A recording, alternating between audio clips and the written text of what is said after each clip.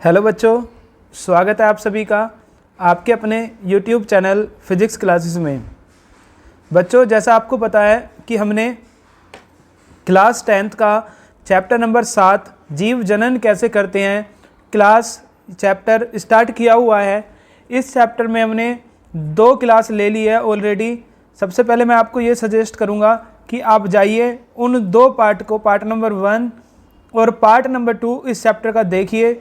इसके बाद आप आगे की क्लास को, क्लास नंबर 3 जो आज है उसको देखना। आज आपकी कौन सी क्लास है? Class number 3। तो इस क्लास को आप तब देखना जब आपने पार्ट 1 और पार्ट 2 देख लिया हो। अगर आपने पार्ट 1 और पार्ट 2 नहीं देखा है तो मैं फिर दोबारा बोल रहा हूँ, मैं आपको सजेस्ट करूँगा जाइए पार्ट 1 और 2 देखिए, आपके ये पार्ट 3 समझ में नहीं आएगा। ठीक है, तो फिर मैं आज हम स्टार्ट करते हैं आज की क्लास में हमने क्या क्या देख लिया था अब तक वो देखते हैं। हमने जनन वगैरह के बारे में पढ़ लिया, क्या जनन होता है, ठीक है। उसके बाद महत्व वगैरह ये सब टॉपिक हमने देख लिए थे। आज हम नया टॉपिक स्टार्ट करने वाले हैं, देखते हैं। सबसे पहले ये भी मैंने आपको बता दिया था, फर्टिलाइजेशन, डीएनए, अमीबा का प्रतिकरण सब मैं आपको पढ़ा चुका। ठीक है, विभिन्नताएं भी मैंने आपको पढ़ा दिया। आज हम जो टॉपिक देखेंगे वो हमारा टॉपिक होगा जनन के प्रकार। तो हमने जनन के बारे में पढ़ लिया कि अपने ही जैसे जीवों को क्या करना, जन्म देना जनन कहलाता है। अब जनन के 2 प्रकार होते हैं, वो दोनों प्रकार हम देखेंगे कौन कौन से जनन के प्रकार है। सबसे पहले मैं आपको बता देता हूँ, जो जनन है आपका 2 टाइप का होता है, एक लैंगिक जनन और एक अलैंगिक जनन। लैंगिक जनन को आप बोलते हैं सेक्सुअल रिप्रोडक्शन, सेक्सुअल रिप्रोडक्शन, और अलैंगिक जनन को बोलते हैं क्या? Asexual reproduction.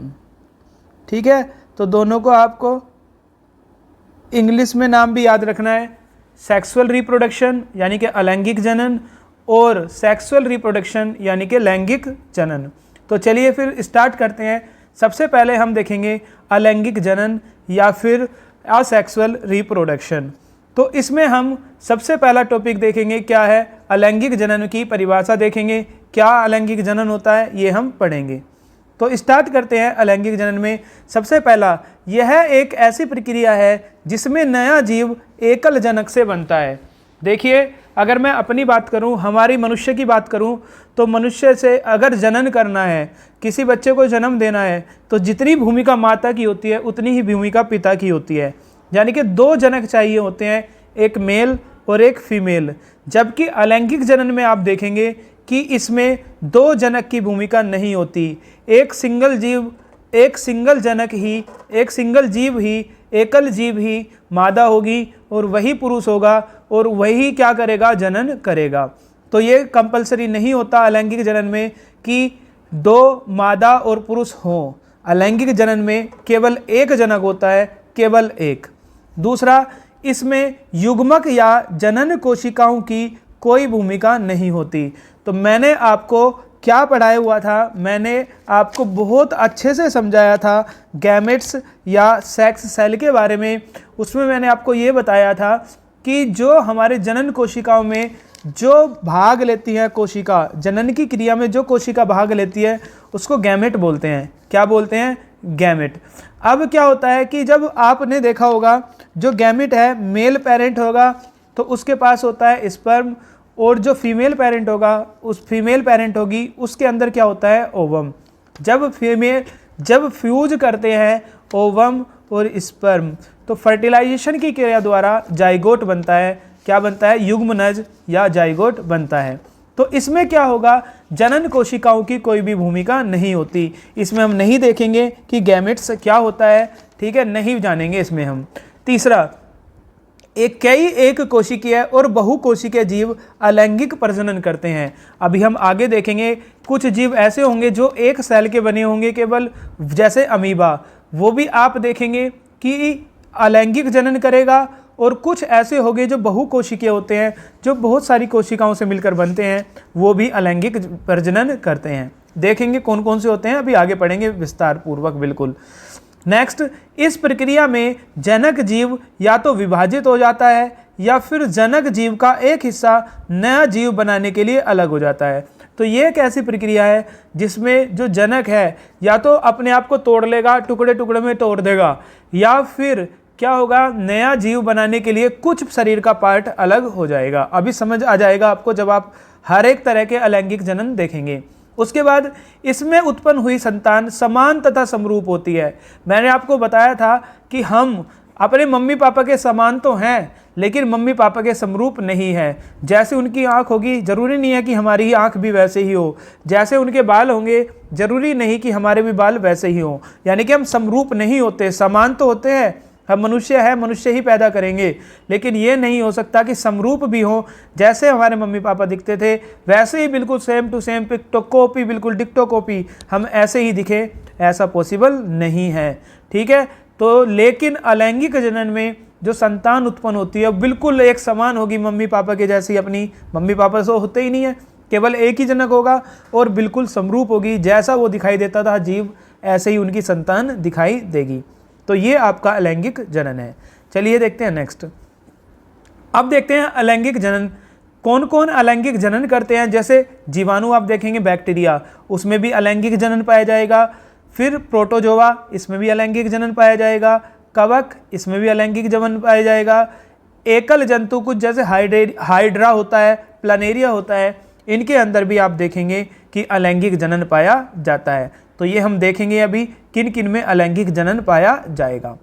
देखते हैं। सबसे पहले आप यहाँ पर इनके डायग्राम देख सकते हैं। सबसे पहले मैंने आपको किसके बारे में बताया था, बैक्टीरिया के। तो ये आप देख सकते हैं डायग्राम में बैक्टीरिया का। ठीक है, क्या है ये, बैक्टीरिया। उसके बाद मैंने आपको बताया था क्या, यहाँ से प्रोटोजोआ, ये आपके पास प्रोटोजोआ है, प्रोटोजोआ। ये आपके पास कवक है जिसको फंजाई भी बोलते हैं, या फंगस क्या बोलते हैं, फंजाई। तो ये आपका क्या है, कवक है। उसके बाद मैंने आपको बताया था किसके बारे में, हाइड्रा, ये आपका हाइड्रा है और ये आपका क्या है, प्लानेरिया है। तो ये जितने भी जीव होते हैं ये सब के सब आपके क्या करते हैं, सबके सब आपके अलैंगिक जनन को शो करते हैं। ये क्वेश्चन पूछा जाता है कि प्रोटोजोआ कैसा जनन करता है, बिल्कुल सिंपल क्वेश्चन आएगा, तो अलैंगिक जनन। अब अलैंगिक में भी कौन सा प्रकार करता है ये, वो हम आगे पढ़ेंगे आगे की क्लास में। चलिए देखते हैं आगे। अब अलैंगिक जनन के कितने प्रकार होते हैं ये हमें देखना है। तो आपका जो अलैंगिक जनन है उसमें सबसे पहला प्रकार होता है आपका विखंडन। विखंडन को इंग्लिश में बोलते हैं फिजन। क्या बोलते हैं, फिजन या फिर विखंडन। तो अलैंगिक जनन का सबसे पहला टाइप क्या होता है आपके पास, विखंडन, या फिर क्या बोलते हैं इसको इंग्लिश में, जनन। ठीक है, देखते हैं इसमें क्या होता है जनन में। तो जनन में क्या होता है, इसमें आप देखेंगे जो केंद्रक होगा, इसमें केंद्रक बट जाता है और नए शरीर का निर्माण हो जाता है। इंपॉर्टेंट है, आप देखेंगे विखंडन का मतलब होता है टूटना। अब टूटता क्या है, जो केंद्रक होता है, सेल के अंदर जो केंद्रक पाया जाता है, न्यूक्लियस पाया जाता है, और साइटोप्लाज्म जो भरा होता है वो क्या हो जाता है, बट जाता है, वो टूट जाता है, और उससे नए शरीर का क्या हो जाता है, निर्माण हो जाता है। ये हम किस में देखेंगे, विखंडन में। तो विखंडन अलैंगिक जनन की एक ऐसा प्रकार है जिसमें केंद्रक बट जाएगा और नए शरीर का निर्माण हो जाएगा। इसमें आप देखेंगे कोशिका सूत्री या अर्धसूत्री विभाजन द्वारा 2 या 2 से अधिक कोशिकाओं में बट जाती है और संतति कोशिकाएं नया जीव बनाती है। तो ये एक ऐसा टाइप है जिसमें केंद्रक बट जाएगा। अब किस किस में पाया जाता है, ये क्वेश्चन आपसे पूछा जाता है कि अमीबा के अंदर कौन सा अलैंगिक जनन होता है। अगर कुछ देखो 2 तरह से क्वेश्चन पूछे जाएंगे कि अमीबा के अंदर कौन सा जनन होता है, तो आप कहेंगे अमीबा के अंदर अलैंगिक जनन होता है। अगर क्वेश्चन में ये पूछा गया कि अमीबा के अंदर कौन सा अलैंगिक जनन होता है, तो आप कहेंगे अमीबा के अंदर विखंडन अलैंगिक जनन होता है। तो कौन सा प्रकार है, विखंडन। उसी तरह से आपका प्लाज्मोडियम, क्या है, प्लाज्मोडियम। उसी तरह से लेशमानिया। तो ये सब आपके टाइप हैं, ये सब जीव हैं जो अलैंगिक जनन में विखंडन को शो करते हैं। विखंडन का मतलब इनमें केंद्रक धीरे धीरे क्या होता है, बट जाता है। कैसे बटता है अभी दिखाऊंगा मैं आपको। ठीक है, देखिए सबसे पहले आप यहां पर देखेंगे ये आपका अमीबा है। क्या है ये, अमीबा। अब कहेंगे कि सर अमीबा क्या होता है, तो मैं आपको बता देता हूँ अमीबा क्या होता है। तो सबसे पहला जो आपके पास अमीबा होगा, एक मिनट, जो आपके पास अमीबा होता है, अमीबा एक कोशिकीय जीव होता है। कैसा जीव होता है? एक कोशिकीय, यानी कि ये इसकी पूरी की पूरी बॉडी किसकी बनी होती है? केवल एक कोशिका की। किसकी बनी होती है? केवल एक कोशिका की बनी होती है। और ये एक यूकैरियोटिक होता है। कैसा होता है? यूकैरियोटिक। ये क्या होता है? कैरियोटिक। ठीक है, यूकैरियोटिक।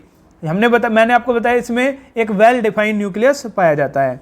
उसके बाद आप देखेंगे कि जो आपके पास अमीबा है वो उसका कोई भी निश्चित आकार नहीं होता। कोई किसी भी आकार का इसको बना दीजिए, कोई निश्चित आकार नहीं होता। और भोजन को पकड़ने के लिए इसके अंदर कोई पैर वगैरह, हाथ वगैरह नहीं होते। ये कृत्रिम हाथ बनाता है जिसको सूडोपोडिया या पादाब बोलते हैं। तो ये आपके अमीबा के बारे में है। अब क्या होगा, किस तरह से ये जनन करता है, यहाँ आप देखेंगे यहाँ पर। ठीक है देखिए, ये आपके पास एक अमीबा है। ये किसकी संरचना है? अमीबा की। अब जो अमीबा है इसके अंदर ये क्या है? केंद्रक है। क्या है? ये न्यूक्लियस। अब आप देखेंगे ये पेरेंट सेल है, यानी कि ये अभी इसका मम्मी पापा सब कुछ है इसके लिए। उसके बाद आप देखेंगे यहाँ पर कि जो इसका केंद्रक था वो इस तरह से केंद्रक में, इस तरह से केंद्रक चौड़ा होने लगा, बटना चाह रहा है केंद्रक। तो यहाँ से देखेंगे केंद्रक का साइज बढ़ने लगा। तो कुछ टाइम बाद इसका न्यूक्लियस डिवाइड हो गया। कुछ टाइम बाद आप देखेंगे कि जो साइटोप्लाज्म था वो भी डिवाइड हो गया, मतलब इनके बीच में जो द्रव भरा हुआ था वो भी अलग अलग हो गया। अब एक न्यूक्लियस ये बन गया, इसका एक न्यूक्लियस ये बन गया। कुछ समय बाद देखेंगे इससे दो नए जीव उत्पन्न हो जाएंगे, एक तो ऊपर वाला जीव और एक नीचे वाला जीव। इस तरह से आप देखेंगे यहाँ पर एक जीव था और इसने दो जीव को उत्पन्न करे हैं, इसलिए इसको बोलते हैं द्विविखंडन। क्या बोलते हैं? द्विविखंडन। तो विखंडन का एक प्रकार है द्विविखंडन। तो दोबारा समझ लीजिए, इसमें एक संतति कोशिका थी, किसकी? अमीबा की। अमीबा का सबसे पहले जो केंद्रक था, यहाँ आप डायग्राम में देखें, इसका जो केंद्रक था, केंद्रक धीरे धीरे क्या होना स्टार्ट हुआ? डिवाइड होना स्टार्ट हुआ। डिवाइड होने स्टार्ट होने के बाद इसका साइटोप्लाज्म यानी कि जो कोशिका द्रव्य है वो भी डिवाइड होने लगा और इस तरह से दो न्यूक्लियस इसके अंदर फॉर्म हो गए और फिर ये बीच में से यहाँ से कट जाएगा और इस तरह से दो संतान इससे उत्पन्न हो गई। दो उत्पन्न हुई है, दो को बोलते हैं द्वि। और ये कौन सी प्रक्रिया? विखंडन। विखंडन क्यों है इसमें? मैंने आपको परिभाषा बताई थी कि इसमें केंद्रक जो है बट जाता है, इसलिए इसको विखंडन बोलते हैं। तो यहाँ से आप देख सकते हैं, क्लियर आपको दिख रहा है कि जो अमीबा होता है उसके अंदर कौन सा अलैंगिक जनन पाया जाता है? विखंडन। और विखंडन में भी अगर पूछा जाए तो विखंडन में भी कौन सा है? द्विविखंडन। कौन सा है? द्विविखंडन। चलिए नेक्स्ट देखते हैं। दूसरा है आपका अलैंगिक जनन का प्रकार लेशमानिया में। किसमें? लेशमानिया।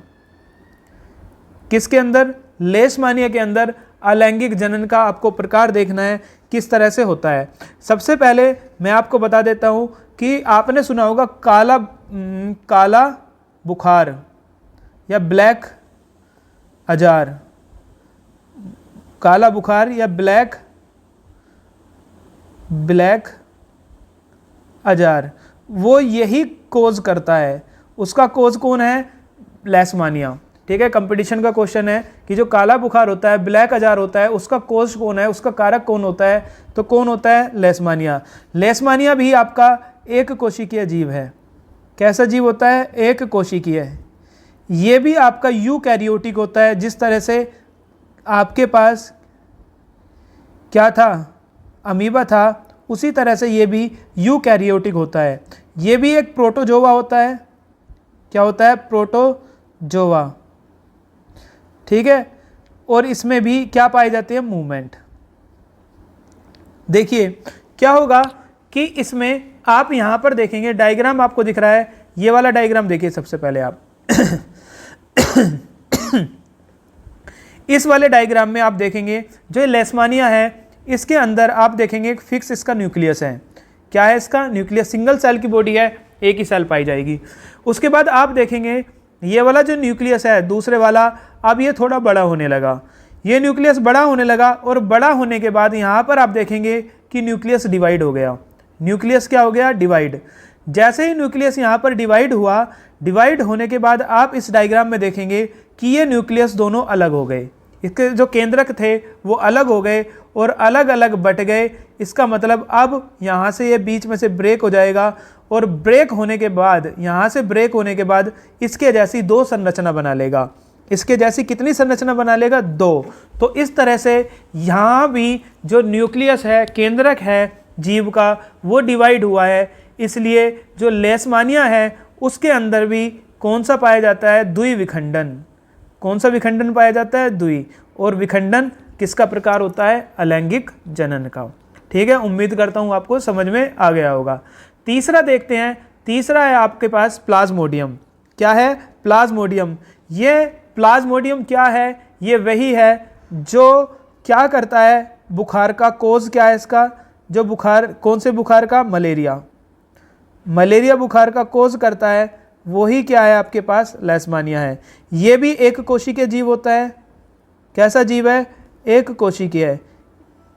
ये भी यूकैरियोटिक होता है, और ये भी एक प्रोटोजोआ है। क्या है? प्रोटोजोआ। तो ये भी आपका एक प्रोटोजोआ का प्रकार है। तो ये सब बातें हैं आपकी किसकी? प्लाज्मोडियम की। उसके बाद आप देखेंगे जो आपके पास प्लाज्मोडियम है, उस प्लाज्मोडियम के अंदर भी जो केंद्रक है, ये जो न्यूक्लियस है, ये डिवाइड हो जाएगा, और डिवाइड होकर अलग अलग प्रकार के प्लाज्मोडियम बना लेगा। तो ये प्लाज्मोडियम भी आपका बाइनरी डिफ्यूजन यानी कि द्विविखंडन शो करता है। तो ये सब एग्जाम्पल है आपके किसके? ये सब एग्जाम्पल है विखंडन के। और विखंडन में भी कौन सा अलैंगिक जनन पाया जाता है, तो इसलिए मैंने आपको ये करा दिया। ठीक है, अलैंगिक जनन का एक प्रकार जिसका नाम था विखंडन। अब दूसरा देखते हैं। दूसरा टाइप होता है खंडन या फ्रेगमेंटेशन। खंडन या फ्रेगमेंटेशन, इसके लिए बहुत अच्छा डायलॉग है, आप याद रख सकते हैं। जो मूवी का डायलॉग है, अपने टुकड़े टुकड़े कर लूँगा, अपने टुकड़े टुकड़े कर लूँगा। इसका मतलब क्या है कि फ्रेगमेंटेशन जो होता है आपके पास, खंडन यानी कि खंड खंड में बट जाता है। देखो समझो, विखंडन में क्या होता था? जो केंद्रक है वो केंद्रक डिवाइड होगा, और खंडन में वो पूरा का पूरा बट जाएगा। इस तरह से आप देखेंगे, एक हिस्सा ये हो गया, एक हिस्सा ये हो गया। ये सब क्या है? खंडन है। और उसमें न्यूक्लियस बटता था, और फिर बाद में आपका जीव टूट जाता था। तो इसमें आप देखेंगे सरल संरचना वाले बहुकोशिकीय पादपों का विकसित तंतु या फिलामेंट छोटे छोटे टुकड़ों में टूट जाता है, और प्रत्येक खंड नए तंतु में विकसित हो जाता है। तो इसमें आप देखेंगे कि वो छोटे छोटे टुकड़ों में टूट जाएगा। जैसे आपका यहाँ डायग्राम दिखाया गया है, आगे भी होगा ये। ठीक है, यहाँ डायग्राम देखिए, ये पाया जाता है। इसका एग्जाम्पल होता है क्या? स्पाइरोगाइरा। स्पाइरोगाइरा आपका एक बहुकोशिकीय जीव होता है। सबसे पहला क्या है? ये आपके पास एक हरी काई है। आपने देखा होगा पेड़, उसमें तालाब वगैरह में जो काई लग जाती है, तो हरी काई यानी कि ग्रीन एल्गी होती है। ये क्या होती है? Green algae. ठीक है, उसके बाद आप देखेंगे जो इसका कलर होता है वो क्या होता है? हरा। कैसा होता है? हरा रंग। ये एक बहुकोशिकीय है। क्या है? बहुकोशिकीय होता है। अब क्या होगा? देखिए यहाँ पर, ये आपके पास एक स्पाइरोगाइरा था। अब ये क्या हुआ? इसके अंदर छोटे छोटे टुकड़ों में इस तरह से डिवाइड हुआ, और इसके 3 टुकड़े बन गए। एक ये फ्रेगमेंट, एक ये फ्रेगमेंट, एक ये फ्रेगमेंट। थोड़ा ये ग्रो हुआ, फ्रेगमेंट में वृद्धि हुई, और वृद्धि होने के बाद जिस टाइप का ये था उसी टाइप का ये बन गया। तो एक स्पाइरोगाइरा से 3 स्पाइरोगाइरा बन गए, यानी कि यहाँ पर जनन हो गया। किस विधि से जनन हुआ? खंडन या फ्रेगमेंटेशन। तो दोबारा मैं आपको समझा देता हूँ। विखंडन में जो न्यूक्लियस है, केंद्रक है, वो डिवाइड हो जाएगा जीव का। किस किस में पाया जाता है? Amoeba, Plasmodium. उसके बाद आप देखेंगे कि जो तीसरा एक और था, एक था लेशमानिया। उसके बाद आप दूसरा देखेंगे, दूसरा है फ्रेगमेंटेशन या खंडन। खंडन में वो टुकड़े टुकड़े हो जाता है, और टुकड़े टुकड़े किस में होता है? स्पाइरोगायरा में। अब देखते हैं तीसरा टाइप है मुकुलन, जिसे आप बडिंग बोलते हैं। क्या बोलते हैं? बडिंग या मुकुलन। मुकुलन क्या होता है? इस प्रकार के जनन में शरीर में एक उभार पैदा होता है जिसे बड कहते हैं। मान लो ये कोई एक पेड़ है, तो इस पेड़ के यहाँ पर छोटा छोटा सा एक उभार पैदा हो जाएगा, इस उभार को बोलते हैं क्या? बड। ठीक है, ये एग्जाम्पल दिया है, पेड़ में नहीं होता। उसके बाद यह बड कुछ समय पश्चात टूटेगा ये यहाँ से, और टूट कर नए जीव का निर्माण कर देता है। किस किस में पाया जाता है? यीस्ट में और हाइड्रा में। कैसे होता है? देखिए, ये डायग्राम है आपका बडिंग इन यीस्ट, यानी कि जो यीस्ट है उसमें क्या? मुकुलन। क्या देखेंगे? मुकुलन। सबसे पहले मैं यीस्ट के बारे में आपको बता देता हूँ। जो यीस्ट होता है आपका एक कोशिकीय होता है। कैसा होता है? एक कोशिकीय। ये यूकैरियोटिक होता है, यूकैरियोटिक यानी कि वेल डिफाइंड न्यूक्लियस होगा इसका, और ये एक फंजाई है। क्या है? ये एक फंजाई। ठीक है, तो आप देखेंगे कि जो यहाँ पर यीस्ट है, यीस्ट के अंदर ये यीस्ट था, यीस्ट की संरचना है, इसके अंदर एक न्यूक्लियस है वेल डिफाइंड। उसके बाद आप देखेंगे कि फॉर्मिंग ऑफ बड, बड की किस तरह से फॉर्मिंग, उसकी शेप ऐसे थी, ये इसकी शेप थी, इसके बाहर की शेप पर एक उभार सा उत्पन्न हो गया। ये देखिए, ये उभार थोड़ा सा और बड़ा हुआ, साइटोप्लाज्म भी इसमें से अलग हो गया, इसमें चला गया, और बड आ गए इसके इस तरह से। और ये बड जब बड़े हुए तो ये बड अलग हो गए, इनसे कुछ और बड निकले, इनसे कुछ और बड निकले।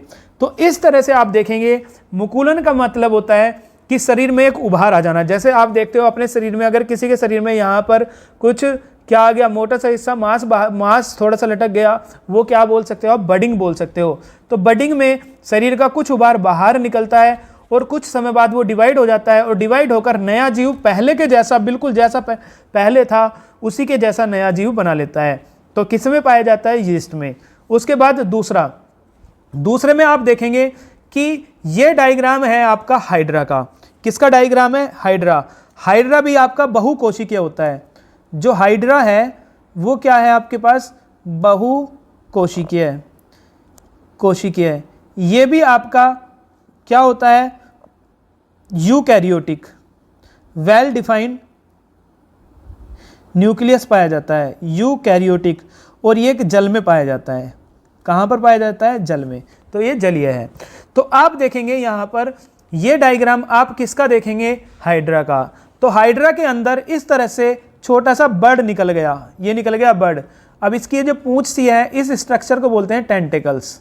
क्या बोलते हैं इस स्ट्रक्चर को? इस स्ट्रक्चर को बोलते हैं इसकी टेंटेकल्स। क्या बोलते हैं? टेंटेकल्स। ये टेंटेकल्स क्या काम करती है? फूड कैप्चर करने में मदद करती है। फूड कैप्चर करने में क्या करती है? मदद करती है आपकी टेंटेकल्स। तो धीरे धीरे ये बड क्या हुआ? बड़ा हुआ, ग्रो हुआ इस बड में, और ये ग्रो होकर और बड़ा हुआ, और ये फिर इस जीव से अलग हो गया। तो आप देखेंगे ये वाली और ये वाला डायग्राम दोनों सेम है, दोनों जीव बन गए। दोबारा आप समझ लें इसमें कि इसमें क्या हुआ। सबसे पहले इनके हाइड्रा जो है, इसके शरीर पर एक छोटा सा उभार आया। उभार आने के बाद ये वृद्धि हुई इस उभार में, ये और बड़ा हुआ, और बड़ा होने के बाद ये इसके शरीर से अलग हो गया। अब दो जीव बन गए, एक ये जीव और एक ये जीव। तो इस तरह से हाइड्रा के अंदर कौन सा जनन पाया जाता है? मुकुलन या बडिंग। कौन सा जनन पाया जाता है? मुकुलन या बडिंग।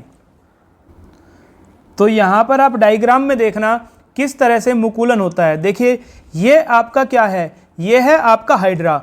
हाइड्रा के ऊपर है डेंटेकल्स। ये क्या है? डेंटेकल्स। उसके बाद यहाँ पर इनके शरीर पर छोटा सा उभार आया। उभार आने के बाद ये उभार धीरे धीरे बड़ा होने से पहले यहाँ टूट गया, और टूटने के बाद धीरे धीरे इसमें वृद्धि होने लगी। अब ये वृद्धि होने के बाद आप देखेंगे एक नया हाइड्रा बन गया। तो ये कहलाता है आपके पास क्या? क्या कहलाता है? मुकुलन या फिर बडिंग। क्या कहलाता है? मुकुलन या फिर बडिंग। और देख सकते हैं, दोबारा आप देख सकते हैं इस डायग्राम को। सबसे पहला ये आपका हाइड्रा था, शरीर में उभार हुआ, उभार थोड़ा सा बड़ा होकर शरीर से टूटकर अलग हो गया, ये हो गया। उसके बाद धीरे धीरे ये वृद्धि करके जल से कुछ अपना न्यूट्रिशन लेकर क्या हुआ? नया जीव बन गया, बिल्कुल पहले वाले जैसे हाइड्रा के समान। ये आपके पास है यीस्ट। यीस्ट में देखेंगे आप धीरे धीरे धीरे धीरे देखो इनके शरीर पर एक उभार आ रहा है, ये उभार क्या कहलाता है ना, बडिंग। धीरे धीरे बडिंग वृद्धि करेगा और बडिंग वृद्धि कर कर ये लगातार वृद्धि कर रहा है और देखो नया जीव उसने बना लिया। इसी को बोलते हैं हम बडिंग या मुकुलन। दोबारा देखिए इस डायग्राम को, ये देखिए धीरे धीरे बडिंग हुई, इसके शरीर पर उभार आया। उभार आने के बाद आप देखेंगे कि ये इससे टूटकर अलग हो जाएगा और बिल्कुल पहले जैसा, बिल्कुल उसके जैसा जीव बना लेगा। देखिए बिल्कुल पहले वाले के जैसे। दूसरे में भी साथ के साथ बडिंग हो रही है, देखिए दूसरे में भी मुकुलन हो रहा है। तो ये आपका कहलाता है बडिंग या फिर मुकुलन। ठीक है, तो ये आपका टाइप था किसका, बडिंग इन हाइड्रा और बडिंग इन यीस्ट। ये क्वेश्चन पूछ लिए जाते हैं कि यीस्ट के अंदर किस प्रकार का अलैंगिक जनन होता है, तो आप लिखेंगे मुकुलन। यानी कि इनके शरीर पर उभार होगा, उभार थोड़ा सा बड़ा होगा, वृद्धि करेगा, वृद्धि करके शरीर से क्या हो जाएगा, अलग हो जाएगा और बिल्कुल पहले जैसा जीव बना लेगा। इसके बाद चौथा है बीजाणु निर्माण। ये हम नेक्स्ट वीडियो में देखेंगे, वीडियो वरना लंबी हो जाएगी। चलिए फिर मिलते हैं एक नई क्लास के साथ, तब तक के लिए धन्यवाद।